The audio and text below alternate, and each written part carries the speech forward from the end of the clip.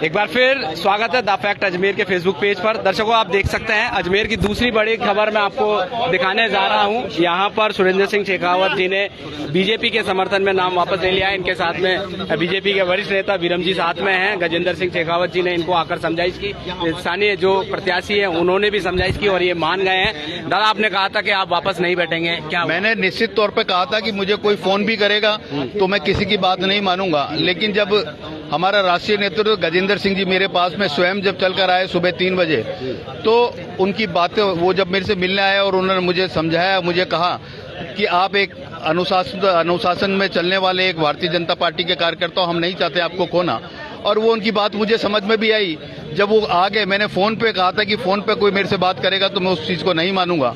जब वो सुबह 3 बजे आए तो निश्चित तौर पर, और उस पर सुबह 3 बजे मेरे पास में पहुंचे और उसके बाद मैंने ये तय किया कि भारतीय जनता पार्टी के शीर्ष नेतृत्व ने जब मुझे कहा है, और साथ में जो प्रत्याशी थे वो भी स्वयं आए, बीरम देव जी हमारे प्रभारी हैं वो भी आए, और साथ में समाज का भी दबाव था। समाज के अलावा मेरे गुरुदेव श्री चंपालाल जी महाराज का जिस प्रकार से उनसे बात करी तो उन्होंने भी मुझे कहा कि आप चुनाव ना लड़ें, तो इसलिए मैंने निर्णय लिया कि मैं चुनाव न लड़ूं और मैंने आज अपना नामांकन वापस। कहीं ना कहीं आपको तो संतुष्ट कर दिया, मगर और भी हैं, ज्ञान जी बड़े चेहरा हैं, वो क्या रहेगा अभी?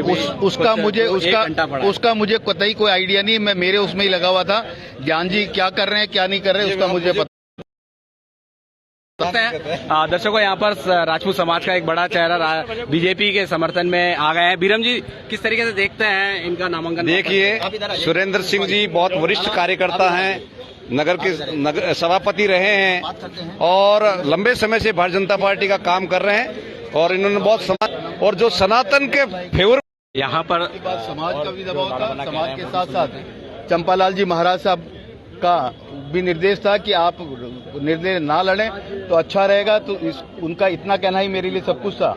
मैं उनको अपना गुरु मानता हूं, तो इन सब चीजों को देखते हुए सबकी भावनाओं को, किसी की भावनाओं को वापस लिया। आपने जब नामांकन दाखिल किया था तब ये कहा था कि जनता मुझे चुनाव लड़ाएगी, और जनता के कहने पर ही मैं आज जो बैठने आया हूँ है शीर्ष नेतृत्व के कहने पर लिया है। मैं जनता का कोई आज अभी मेरी बैठक जो हुई है, जो जितने भी ये मेरे साथ में मेरे साथी आए हैं, यही है मेरे को चुनाव लड़ाने वाली टीम। इन सबके साथ 1 घंटे गहन अध्ययन किया, बैठक करी, और बैठक के बाद ये निर्णय लिया गया। सबसे बात करने के बाद कोई भी ऐसा कार्यकर्ता नहीं है जिसको उस बैठक में नहीं बुलाया। सारे कार्यकर्ता वहां उस बैठक में आए थे, और उस बैठक में यही निर्णय हुआ कि वापस नाम ले लिया जाए। और जो जनता का टिकट था, जनता ने ही मुझे कहा आप बैठ जाएं, तो इसलिए मैं इस चुनाव में बैठा हूं। जनता के साथ आप धोखा नहीं कर रहे हैं? कतई जनता के साथ नहीं। जो मेरे साथ जुड़े हुए थे वो सारे मेरे साथ खड़े हैं, आप विजुअल बना सकते हैं, सारे अभी मेरे साथ में खड़े हुए हैं। उन जिन्होंने मुझे खड़ा किया था उन्होंने ही मुझे कहा, और मैंने अपना नामांकन पत्र वापस लिया। समर्थन में प्रचार करेंगे, समाज के समर्थन में करेंगे या पार्टी के समर्थन? मैं भारतीय जनता पार्टी के समर्थन में प्रचार करूंगा। शुरुआत में जब आप खड़े हुए थे आपने कहा था ये आत्मसम्मान की लड़ाई है, क्या बिल्कुल आत्मसम्मान नहीं?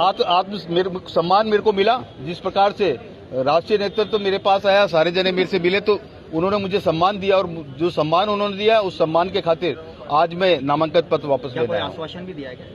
नहीं, आश्वासन तो लॉलीपॉप होते हैं, आश्वासन तो कई दिए जाते हैं, लेकिन आश्वासन तो चलने वाला नहीं हूँ। मैं भारतीय जनता पार्टी का एक सिपाही हूँ और भारतीय जनता पार्टी के लिए काम करूंगा। कहीं ऐसा तो नहीं कि आपको लग रहा था कि मैं जीत नहीं पाऊंगा लेकिन नुकसान पहुंचाऊंगा? नहीं, आपकी जानकारी के लिए बता दूं, आज सट्टा बाजार जो फलोदी का है, आप पता कर लेना, वहां पर सुरेंद्र सिंह शेखावत जीता हुआ घोषित किया हुआ। फलोदी के सट्टा बाजार के अंदर आज जो रिपोर्ट चल रही है वो सुरेंद्र सिंह शेखावत जीता हुआ है, लेकिन पार्टी पहले है मेरे लिए, इसलिए पार्टी के हित में ये मैंने काम किया है।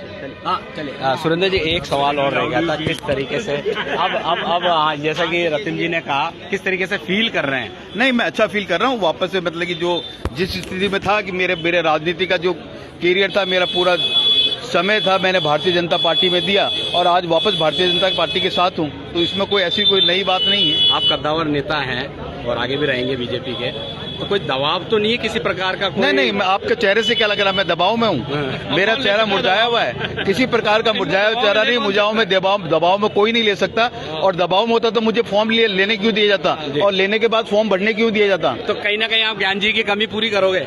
नहीं, मैं कोई किसी की कमी पूरी करने का काम नहीं कर रहा हूँ। मेरा में वोट तो आपके अब बीजेपी को ही पड़ेंगे, आप बीजेपी का प्रचार भारतीय जनता पार्टी का प्रचार करूंगा। भारतीय जनता पार्टी का अनुशासन में रहने वाला एक सिपाही हूँ, और भारतीय जनता पार्टी के साथ रहूंगा, भारतीय भारतीय जनता पार्टी का प्रचार करूँ। अच्छा दादा, अब एक बात बताएं, लगातार संगठन आपकी अनदेखी कर रहा है, जैसा कि लग रहा है, आपको भी लग रहा है, तभी आपने नामांकन निर्दलीय दाखिल करा, तो क्या आपकी अब एज भी काफी होती जा रही है, तो आगे क्या रहेगा? अभी कोई राजनीति में किसी प्रकार की आपके बोला 70 साल प्लस वालों को टिकट यही नहीं तो मैं देंगे। कह रहा हूँ, यही तो मैं कह रहा हूँ, राजनीति में इसलिए किसी की एज नहीं होती है। जब आपको ने देख लिया, आपने सुन लिया, तो राजनीति में किसी प्रकार की टिकट मिला था तब अभी भी 2 साल छोटे, आपके पास आ रहा हूँ। अभी भी 2 साल छोटे। अभी भाई 70 साल का फॉर्मूला जो चल रहा था, नहीं वो फॉर्मूला है ही नहीं ना। देवनानी जी को पहली बार वो एक टिकट यहाँ पर टिकट मिलने से वो फॉर्मूला पूरे राजस्थान में खत्म हो गया, लगभग खत्म है, लगभग खत्म। चलिए यहाँ पर सुरेंद्र जी किस तरीके से देखते हैं नामांकन? मैं कह रहा हूँ लालार बनाना कीजिएगा देवेंद्र जी, सुरेंद्र जी ने नामांकन वापस लिया है।